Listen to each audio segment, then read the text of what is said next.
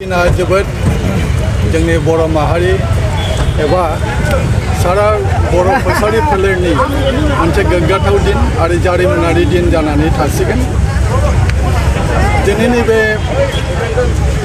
आसामनि जारिमिनाव जोंनि कसारि सोदोमस्रिनि गोमालांनाय जानाखि सोदोमस्रि नाख्रेबजानाय सुसिजानाय बर' माहारिनि कसारि फोलेरनि जानाखि अन्थाइ खाम्फानि मोनसे जारिमिनारि नेरसोन बेखौ एसेम्ब्लिनि दरखं मोखाङाव गायसननो हानाया जोंनि दुलाराय बर' कसारि माहारिनि गोग्गाथाव बाथ्रा आरो मोनसे जोबोद बाख्नायथाव बाथ्रा आरो गोग्गाथाव बाथ्राया जाहैबाय मा दिनै जोंनि मानिजाथाव फुजिजाथाव स्पिकार बिस्वजित दैमारिनि नाजानायाव आरो जोंनि बर'नि सासे मुंदांखा महरगिरि कमल गयारी बिथांनि आखाइजों दिनैनि बे अन्थाइ खाम्फाया गायसनजाबाय।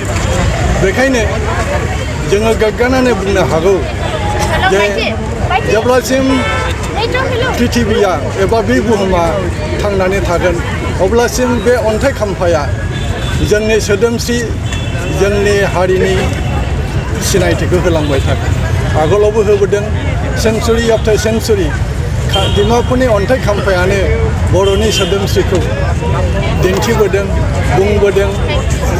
बेबादिनो दिनैहाय आरो गोदान मुगायाव जोंनि बर'नि सासे मुंदांखा महरगिरिनि आखाइजों दाजानाय बे अन्थाइ खाम्फाया सेन्चुरि आफ्टार सेन्चुरि बुहुमनि बिखायाव दिन्थिलांबाय थासिगोन, जोंनि बाथ्राखौ बुंबाय थासिगोन आरो बिनि गेजेरजोंनो जोंनि बर' माहारिनि सिनायथिया बुहुमनि दरबाराव जेब्लाबो गोजों जानानै थागोन।